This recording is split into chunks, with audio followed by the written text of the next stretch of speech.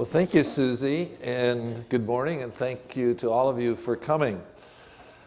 When I suggested this topic several months ago, I didn't realize how fortunate I would be that I was giving it a week after the elections and not the week before. The topic of health care and its cost has become almost as volatile a topic as discussing politics or religion. So with some fear and trepidation, let's wade into the topic this morning. And what my goal is I hope that I'll help you understand a little bit more some of the dilemmas facing health care. And what I want to do is to give you a real-life scenario to start with.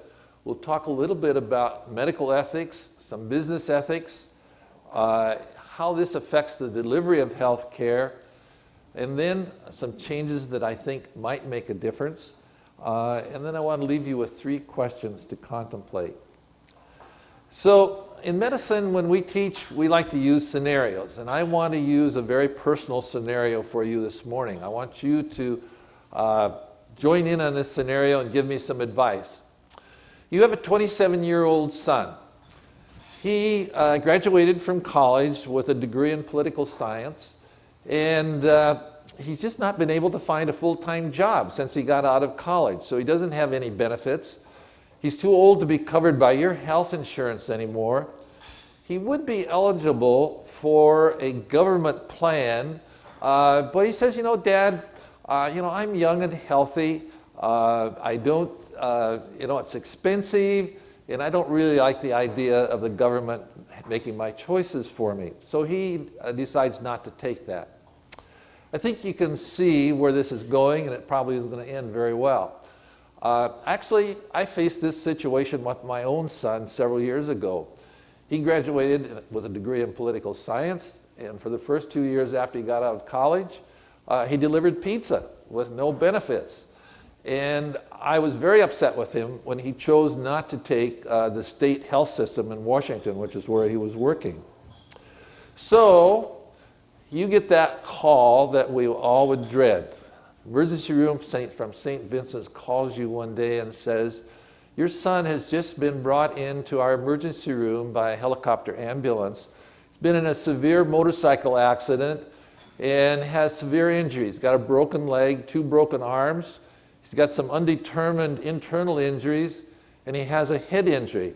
That was despite his wearing a motorcycle helmet, which, that's the law, and there's a fine if you don't wear one. Plus, he did realize it was a good idea to wear it. So, by the time you and your wife get to the emergency room personnel have figured out he has no health insurance. Plus, he's had a negative wallet biopsy. Now, in medical parlance, that means he has no money or any visible means of paying for his care. So what happens now? Well, there are kind of 4 possibilities. The first one is the hospital administrator gets involved. He's sitting 5 floors up in his plush office looking out over the nice scenery. And he's got an MBA in hospital administration. And he operates with business ethics, and he's responsible for the finances of the hospital. So he hears about this, and he says, we can't afford to take care of this person. Transferring. Now, is he using business ethics? What should I do as a physician using medical ethics? Now, it used to be that this was kind of a common scenario, and so what would happen is a hospital would then transfer them to another hospital. And usually those were what we called safety net hospitals. When I was an intern here in the mid-60s, Multnomah County Hospital was the safety net hospital for people like that. For around the state, it was the university hospital. But over the years, as medical insurance has become more common, this has changed, and these hospitals have also changed. The cost of running these hospitals has become prohibitive, and so most of these county hospitals have been taken over by medical schools because they were great teaching institutions for medical students and residents. There are a series of these up and down the West Coast. There was Harborview in Seattle, San Francisco General in San Francisco, and so on. But as these have been taken over by the medical schools, they've changed their name to medical centers. Kind of takes away the stigma of a county hospital. And even though these hospitals are not for profit, they have the same need as a hospital that is for profit. They have to make their own way. Because of this, it has really eliminated a lot of the safety hospitals. Also in the mid-80s, because of this dumping that was going on, and people were getting transferred when they shouldn't be because they were dying in ambulances getting transferred, there came a law that you could not do this. So this really isn't an option for your son. Choice number 3 would be that you pay for it out of your own pocket. But I can tell you, with somebody with this severe of injuries, you're talking $250,000 to $500,000 worth of medical expenses, probably. But most of us would do anything we would need to do to take care of our child. Probably the most common thing that's going to happen is that the hospital is going to cost shift. And what that means is that if your son's bill runs to $500,000, for the next 500 patients coming into St. Vincent's, $1,000 will be tacked to their bill over and above what the cost to take care of them to cover your son. So I'm the attending physician. Help me out. What should we do? Should I listen to the hospital administrator and transfer him? Well, as we said, that probably isn't viable, although in this situation it might be, because this is not a level 1 trauma hospital. And so I might be able to stabilize him, start IV fluids, put in a breathing tube, and transfer him to either Emmanuel or OHSU, which are level 1 trauma hospitals. Should I ethically let that hospital know that he has no insurance before I transfer him? The other possibility would be, we can't afford to take care of him. You take him home. Can I do that? Obviously I can't, ethically or morally. That would be reprehensible. If I do transfer him, I just kick the can down the road. And I'm sure you've heard that statement many times over the last few months. Because the other hospital has the same problem that we do. They have to pay for that care. And your son still has no money. So I do choose to treat him, and his bill comes to $300,000. Should I try to collect it from you? But then there's further bad news. Because your son does not have any medical insurance, he doesn't have Medicaid, doesn't have Medicare, doesn't have a health care policy, he's responsible for 100% of that $300,000. If he had Medicaid, or if he had a good health care policy, there would be some type of a fixed reimbursement that would cover his care. And that would be somewhere between 25 and maybe 75% of that $300,000. 25% if it was Medicaid. If he had really good health insurance, maybe they would pay the hospital 75%. But your son's stuck with the whole $300,000. So, should we shift the cost of care of patients who don't have insurance to those that do? If we do that in our hospital, our expenses go up. And people don't want to come to our hospital because it's too expensive. Worse than that, there is the possibility that the insurance companies will cut us off of their approved list of hospitals. So what is your advice? And what would you choose to do? So how do medical ethics versus business ethics affect the treatment of your son?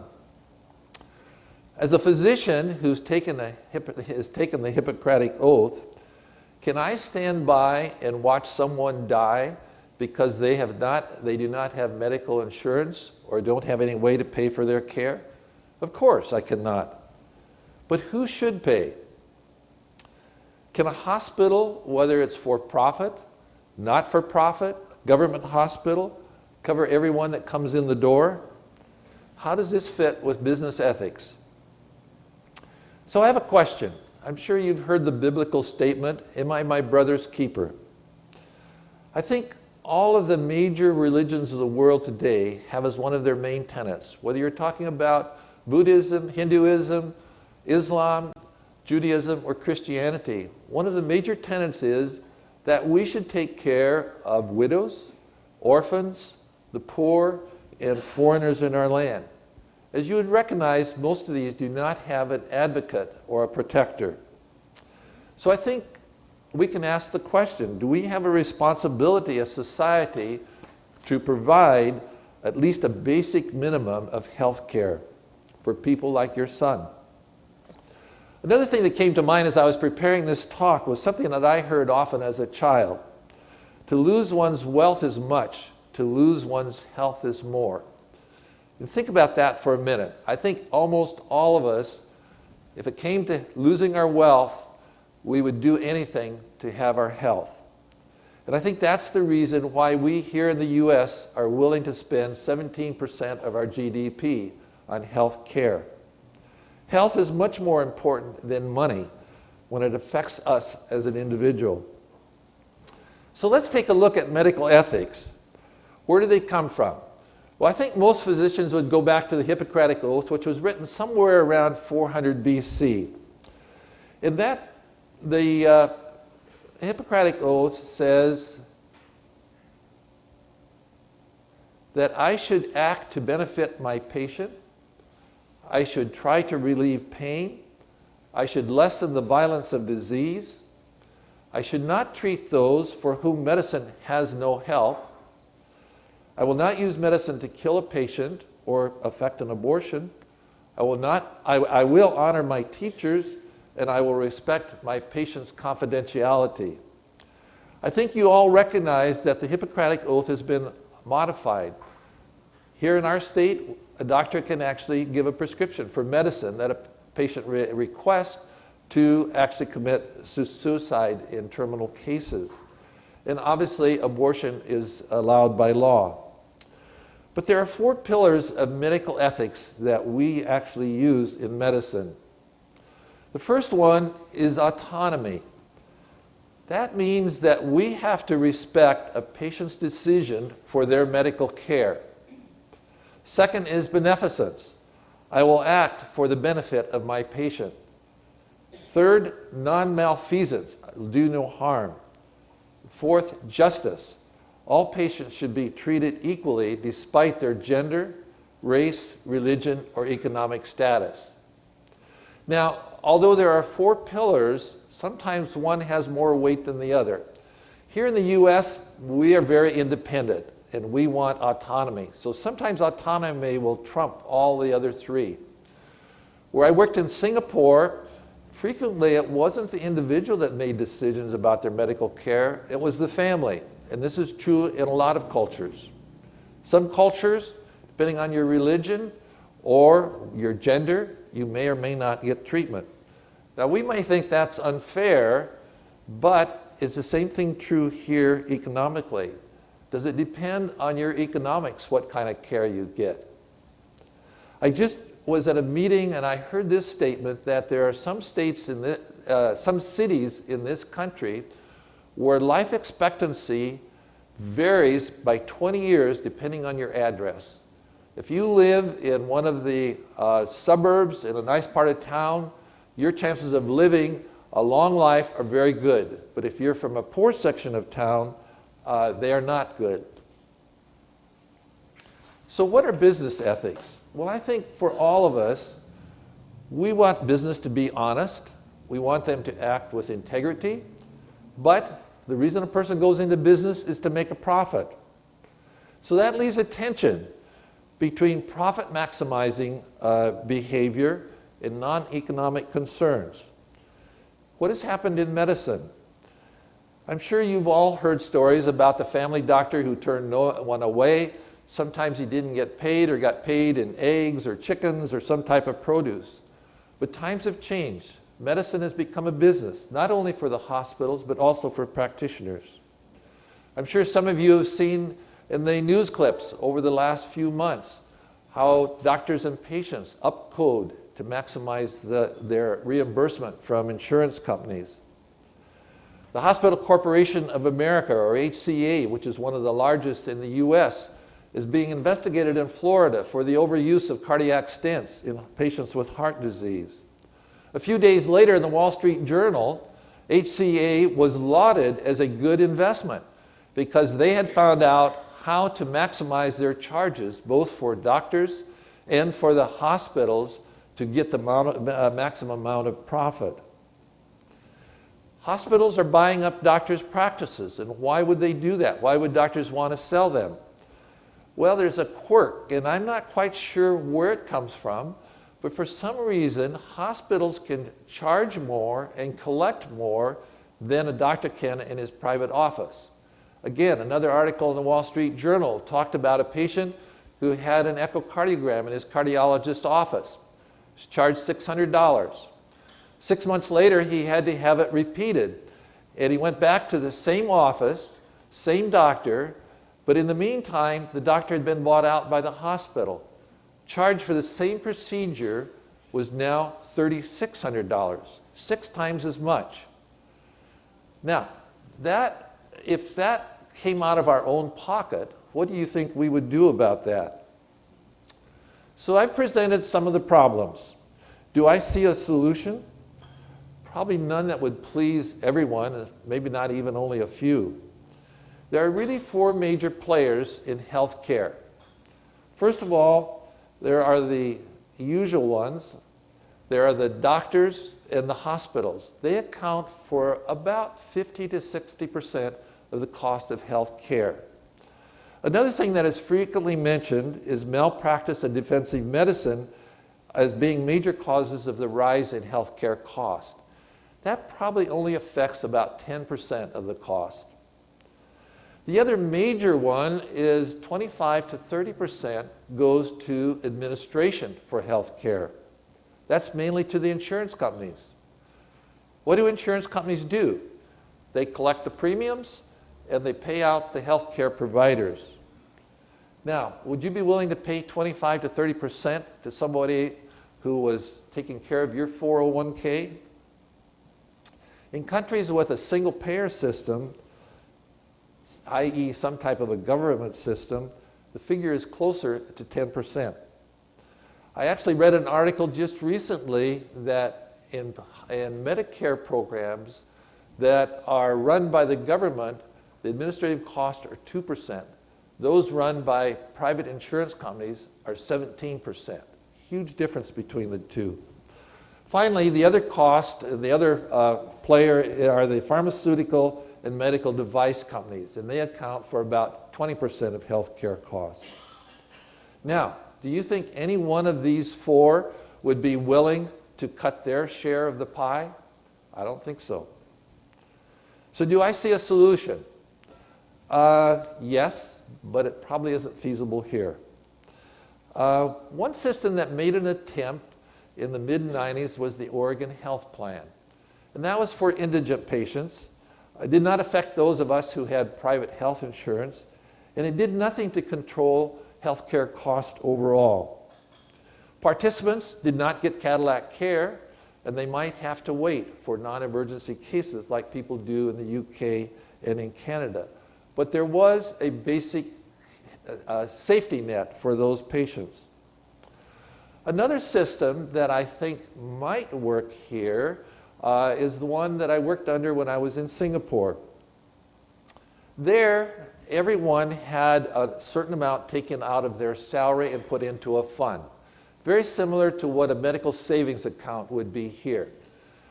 It's different than some of the plans that are here where you lose it after a year. There, you didn't lose it. It built up in this fund and it stayed in your name until you died, I guess. And you could use it for either yourself, your family, your parents, and so on. Outpatient care, this was for hospital care. Outpatient care had to be paid in cash. But there were a lot of government clinics around that were very inexpensive.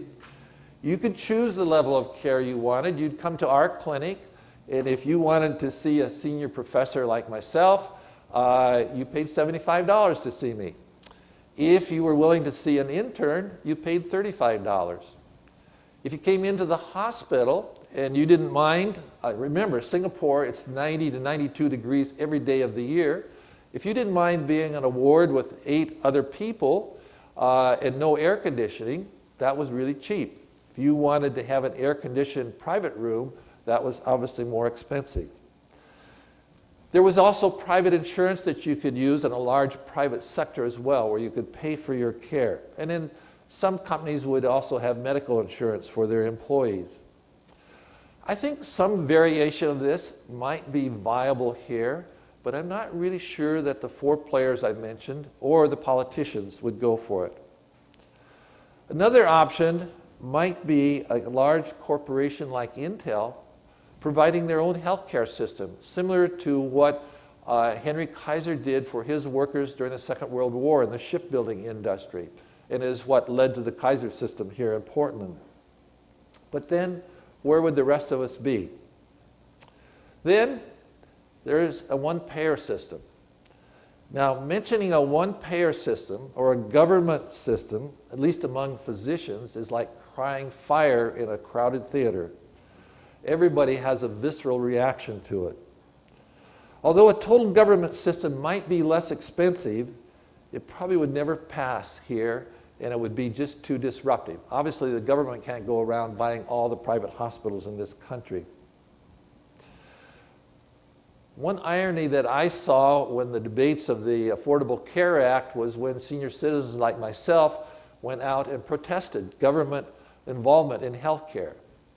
Didn't they think that Medicare was really a government-run system? My biggest problem with the Affordable Care Act was it did nothing to control cost, which I think is going to be vital not only to our healthcare system, but the economic viability of our country. So I'm not sure I have really cleared any of the muddy waters, but I hope maybe you understand a little bit better some of the dilemmas of the delivery of healthcare. As I close, I'd like to leave you with 3 questions.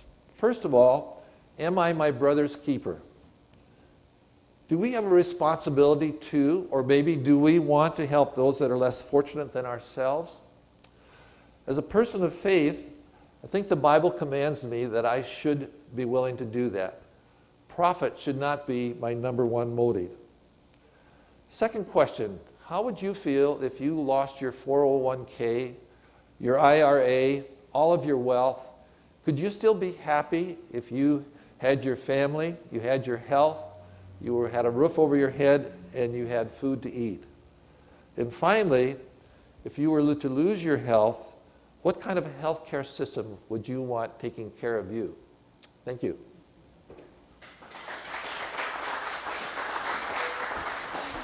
Thank you. Well, we have quite a bit of time for questions and answers, and I think you've given us lots to think about, so I'm hoping some of you have questions for Dr. Smith. Yes? Wait, before you go on, I'd like to summarize that just so we can get it on the tape. So, and provide Dr. Smith a chance to respond. So the question really is around the amount of preventative care and the costs associated with that, and I think you mentioned that was 10%. And the speaker is suggesting that he's heard higher percentages, and that there's other systems in other countries, and maybe you saw that in Singapore as well, where they don't practice so much of that, and therefore the costs are a little lower. Let me comment on that first. And I think you may be right. It depends on what you're using to determine what you're 30% of or 10% of. What's that? Unneeded work not related to the case involved. In the emergency room. And that is one of the big problems. But I can tell you that one of the problems was trying to look at this in a way and saying you don't need certain tests is very controversial. One of the big controversies just recently is whether all men over 50 should get a PSA test. And if you look at the statistics, PSA test probably does not save any lives. It causes a lot of potential complications. So there's a big controversy as to whether that should be done or not. So that's the type of thing. The other comment I would make about the emergency rooms are, yes, there are a lot of things that are done to protect us in the emergency room. I think one of the difference between here and some of the European hospitals are that here a lot of people use the emergency room as their primary care physician. As an example, my wife, who is diabetic, had an infection in her finger when she was at the coast at a meeting a few months ago. She went into a local emergency room. She was there for less than an hour. They gave her oral antibiotics, and I don't think they even did any blood tests.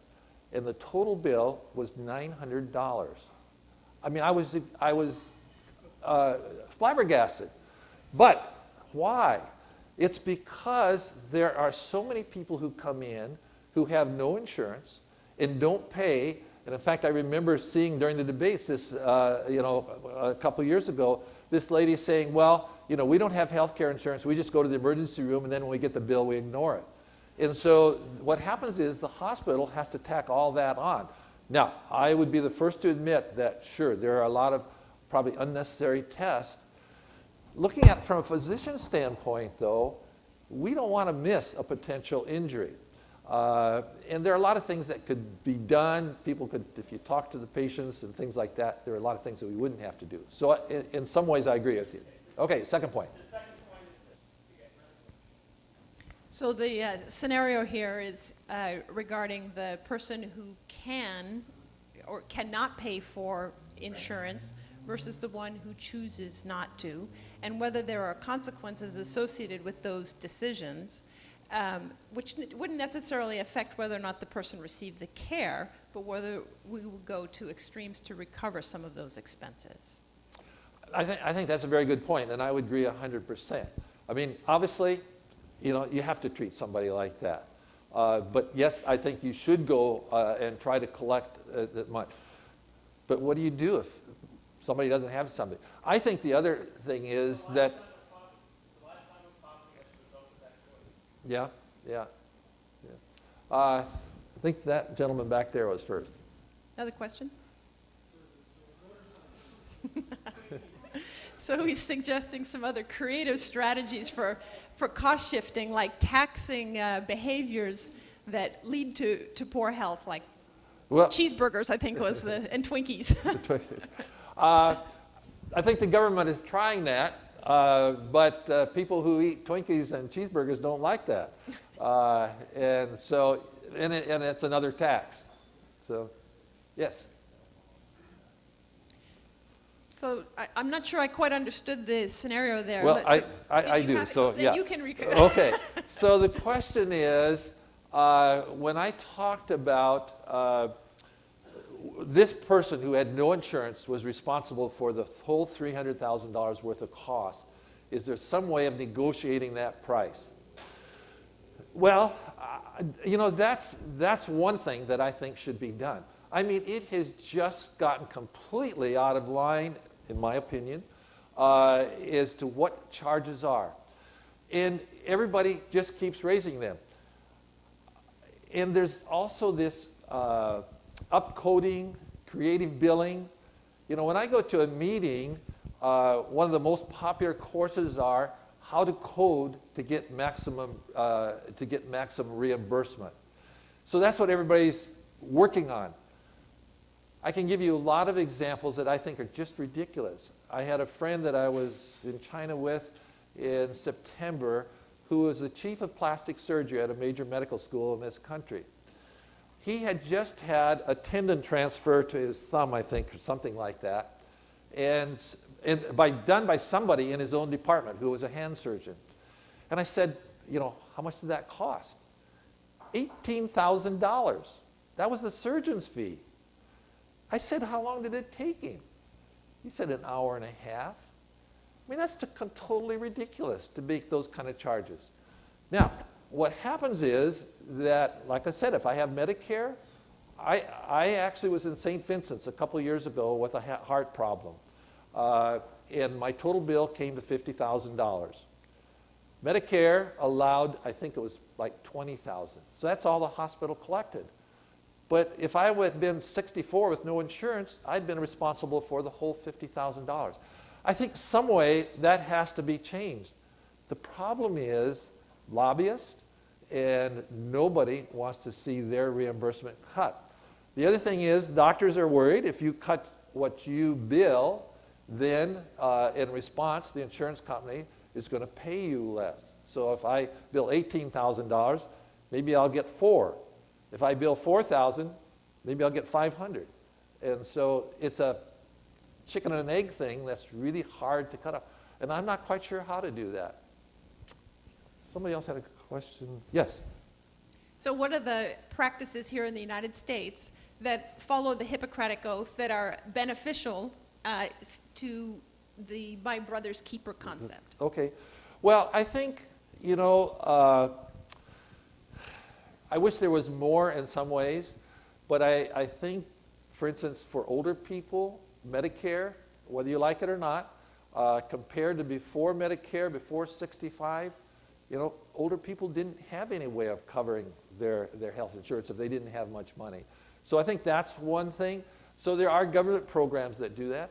There are a lot of programs where, like in Portland, there are some places where doctors will volunteer their time to take care of people who are homeless and things like that. So you see a lot of examples like that. So he was noticing that at one point the religious were the community, the provider to the indigent, the poor, providing those hospital services, and he doesn't see that anymore. Well, I mean, just an example here in Portland, you think about it, St. Vincent's, Emmanuel, Good Samaritan, were all religious hospitals. They're all business now. I mean, it has changed that way. I don't see it coming back where religious organizations can cover that. I mean, the other problem is you might think, well, churches should stand up and help people who don't have, you know, aren't able to afford their health care. I can tell you, churches could never afford to cover the kind of health care costs that we have. I think one of the major things is what Rod was bringing up, that there has to be some way of changing this whole billing system, particularly for the poor people who don't have an advocate. So he doesn't think that he'll see a change in the health care because there's more players even than the 4 that you mentioned, unless there's a crisis. Yeah, no, you're right. And when I said the 4 major players, you know, is the ones that are charging, then you have all of the other stakeholders, or the patients, the poor, and so on.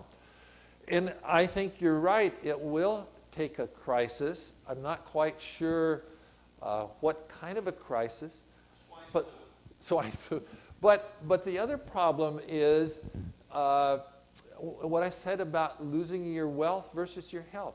You know, a lot of business says, well, we need to operate medicine as a business.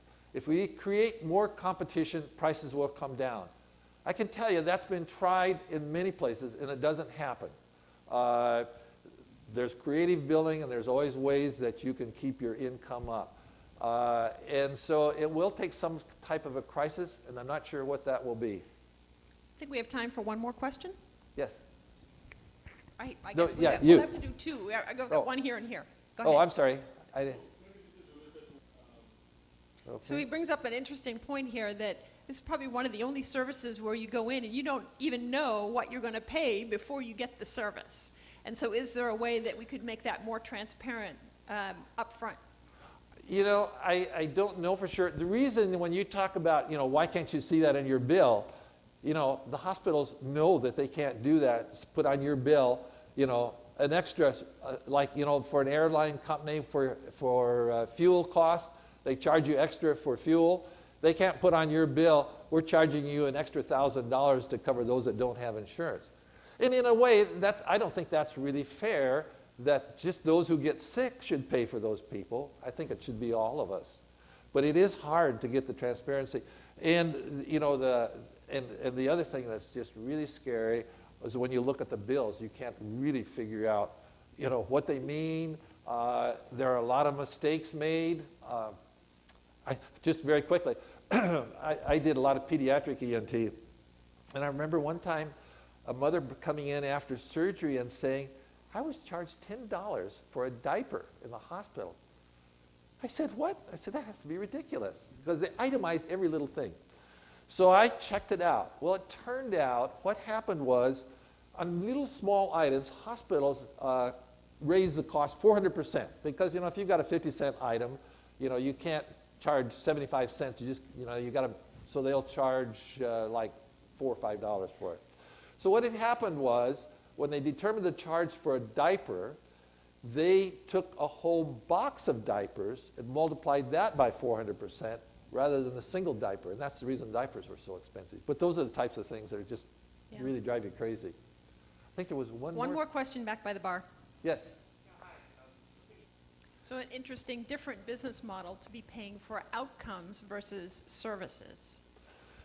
You know, as most physicians, we worry about being paid for outcomes, because what that's going to lead to, I think, is that really sick patients, nobody's going to want to take care of them. You're going to want to take care of the simple and easy things because you're going to have a good outcome. So that's one of my concerns about outcomes. I think the fee for service, yes, I do think in a way that is a problem, because it does lead to people maximizing their billing. You look at the Kaiser system where everybody's on a salary, and that actually works pretty well, but again, people don't tend to work as hard. I mean, you know, they aren't willing sometimes to put in the hours that somebody who's getting paid, you know, for everything they do. It's kind of like in a factory, you know, people who are on piecework work a lot faster and get a lot more done than those who are paid on an hourly basis. So it's a dilemma. It's something that I think needs to be looked at. I'm going to be very interested how the the ACOs, forget what that stands. Accountable Care Act organizations, yeah.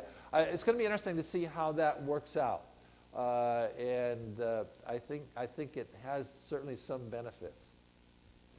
Okay. Thank you, Dr. Smith. Dr. Smith will be here afterwards, so if you had more questions, we can do that.